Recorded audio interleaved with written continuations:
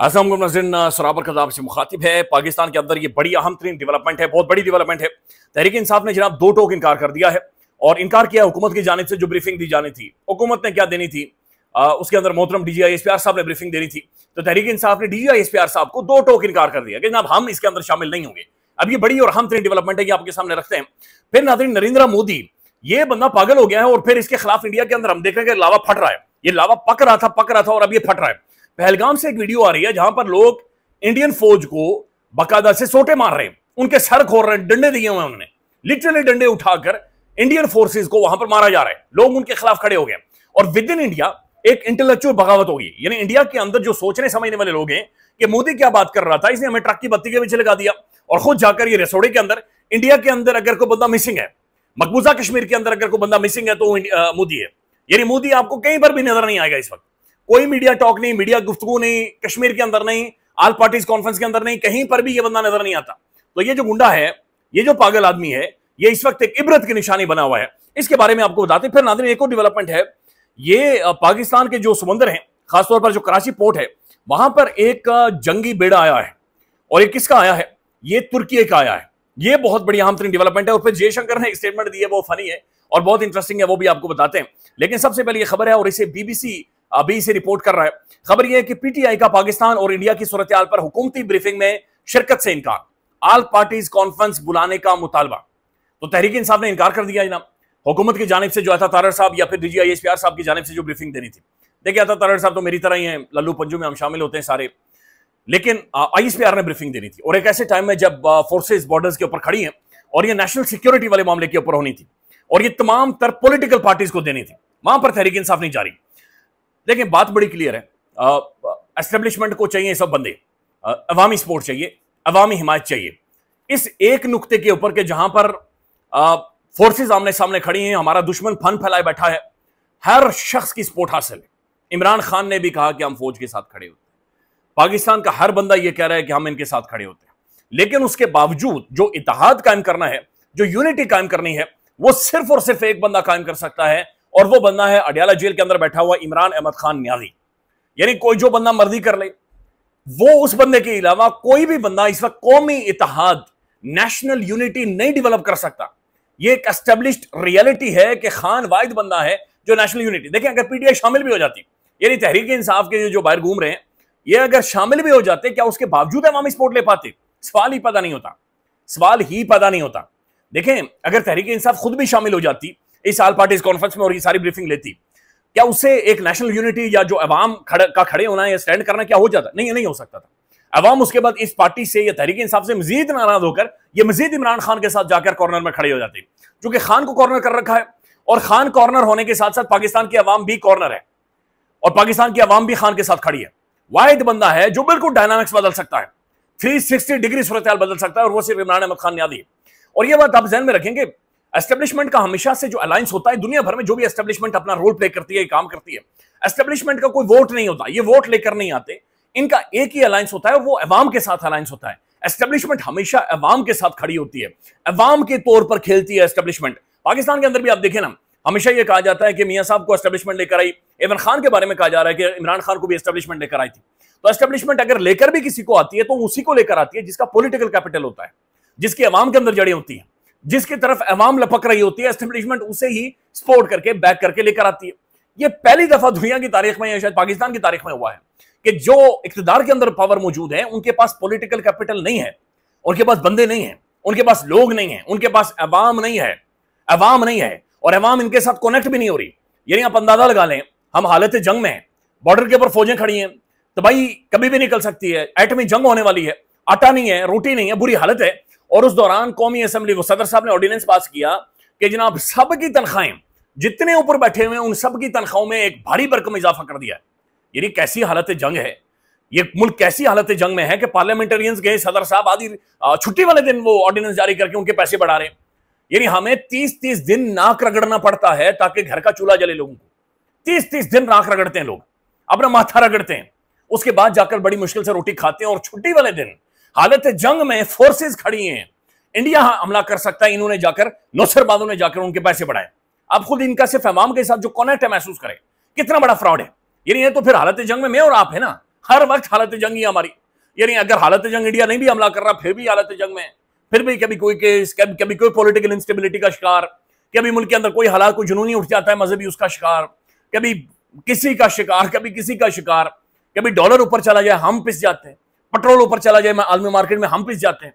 हम लोग तो असल हालत जंग में है।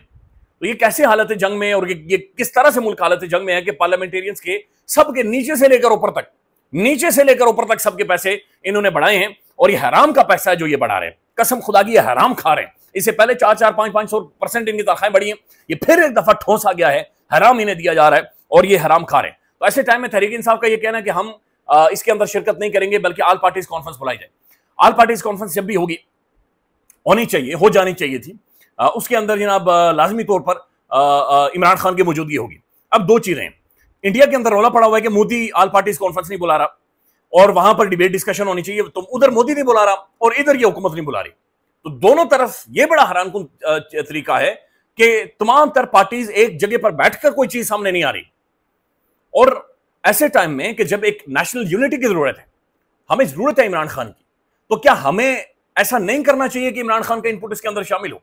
क्यों ना हो। बल्कि मैं देख रहा था गरीदा फारूकी साहबा का एक ट्वीट है, और आप सिर्फ इस ट्वीट की हरारत को महसूस करें और अंदाजा लगाएं कि जनाब ये किस तरह से ये कार्रवाई डाली।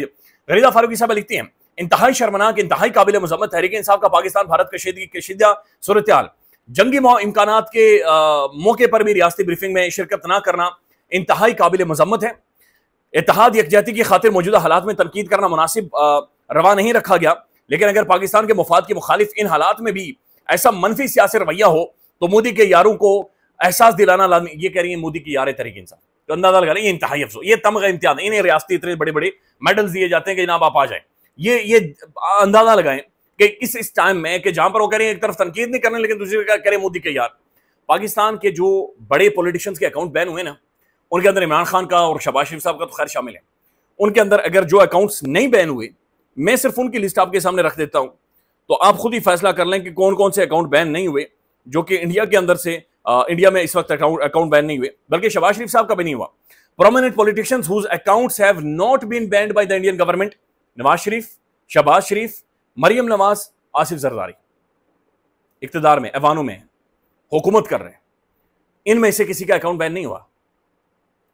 तो आप खुद ही अंदाजा लगा लें कि ये अकाउंट्स फिर, इसका मतलब है इसीलिए बैन नहीं होते। अकाउंट बैन तभी होता है जब आप इंडिया के खिलाफ स्टेटमेंट दें, इंडिया के खिलाफ इन हालात में जाकर बातचीत करें, तो बातचीत नहीं की।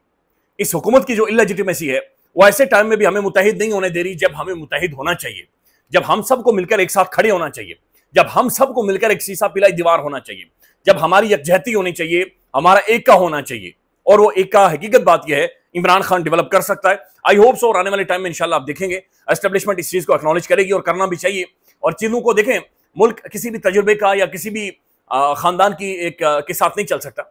ये पाकिस्तान है, 25 करोड़ आबादी का मुल्क है, और इसके अंदर वही चलेगा जो अवाम की राय रखता है और जो अवाम के साथ खड़ा है। एस्टेब्लिशमेंट का जो स्टांस है या जो अलायंस होता है अवाम के साथ होता है, और अवामी लीडर का भी दायरे अवाम के साथ ही अलायंस है, और सबसे ज्यादा रेलिवेंट अवाम ही है, अवाम ही मैटर करती है, और अवाम सिर्फ और सिर्फ इमरान अहमद खान नियादी के पास है। नाज़रीन, इसी दौरान एक और ट्वीट आया है और ये मोहतरमा अलीमा खान साहबा ने किया है। अलीमा खान साहबा लिखती हैं, quite simple, release Imran Khan from illegal imprisonment, कि गैर कानूनी तौर पर खान को जो अंदर रखा हुआ है खान को रिलीज करें, that's it.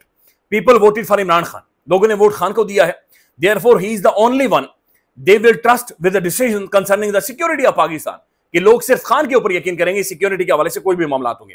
How can a government with only 17 seats, यानी 17 सीटों के साथ हुकूमत ये कह रही है कि जनाब चूंकि बॉर्डर के ऊपर फोर्सेस खड़ी हैं तो आप सब चीजें जनाब कारपेट के नीचे डाल दें, आप 17 सीटें भी कारपेट के नीचे डाल दें, आप मैंडेट भी कारपेट के नीचे डाल दें, आप इमरान खान की इलीगल इम्प्रिजनमेंट को भी कारपेट के नीचे डाल दें, आप 26वीं आईनी तरमीम को भी कारपेट के नीचे डाल दें, आप बेसिक ह्यूमन राइट्स भी कारपेट के नीचे डाल दें। ये जो नुकता है कि इंडिया हम पर हमला करने वाला है, इस पर पूरी कौम हकीकी मानों में इकट्ठी है। और इमरान अहमद खान का जब ट्वीट आया था उसके बाद का एक माहौल चेंज कर देखें हम, और खाली उस ट्वीट के एनालिसिस जाकर देखेंगे उनके ऊपर अवाम का क्या रद्द-ए-अमल आया था और अवाम कैसे एनर्जेटिक वे से इकट्ठी हो गई थी। तो ये चीजें देखने की जरूरत है, बट आई होप सो कि आने वाले टाइम में ये सारी चीजें हों। नाज़रीन, नरेंद्र मोदी ने इंडियन फजाइया के सरबराह की वज़ीर आज़म नरेंद्र मोदी से मुलाकात हुई है।